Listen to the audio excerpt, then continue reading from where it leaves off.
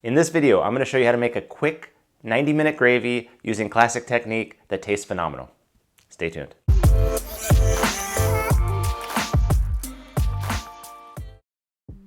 Okay, so I like to use carrots, celery, and onion as the base for this sauce. Give them a large chop and throw them in a large pan with a little bit of oil. Next thing we're going to do is season up our giblets, necks, and tails. Season them with a little salt and pepper, and then add them right on top of those vegetables. You're going to roast at 350 to 400 for about an hour. Make sure you don't get too much color. I got a little bit too much color there, as you can see, but I have nice caramelization, and that's going to lead to a very flavorful gravy. You can feel free and roast these vegetables and necks a few days ahead, no problem at all.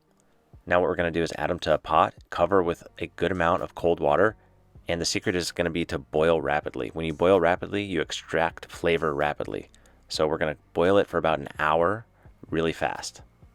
Classically, they don't boil because they don't want a cloudy stock, but since this is going to be a gravy, it's already cloudy, so don't worry about it. You can boil away. Just make sure you have plenty of water to start with so you don't end up with very little gravy.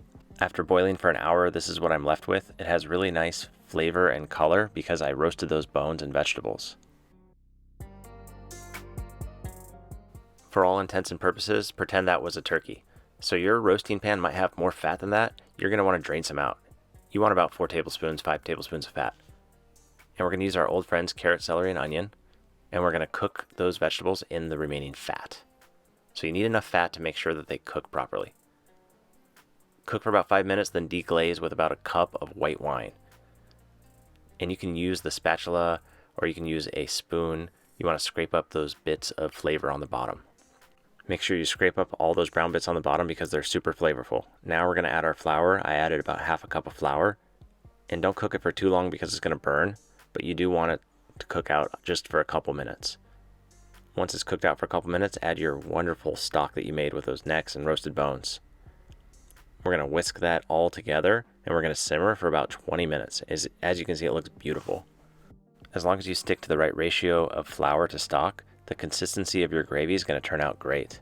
Starting with a good stock is 90% of having a great gravy. If you don't want to make your own stock, you might be able to stop by your local butcher shop or a grocery store and buy some high quality stock, but avoid anything in a carton because that's loaded with sodium and other chemicals that you want to avoid. Now let's check the consistency with a spoon. It coats the back of a spoon, which is exactly what you're looking for. It's not too thick, not too thin. That's exactly what I want. Now let's sauce up a piece of bird. Oh yeah, look at that. That's beautiful. That is exactly what you want, folks. As with everything, I highly encourage you taste, and adjust if necessary. If it needs more salt or needs a little acid or needs a little fat, make those last minute adjustments to make sure that it tastes great. Thank you guys for following along. If you have any questions, leave them in the comments below. I hope you like this recipe. And make sure you hit that like button and subscribe button, and we'll see you soon.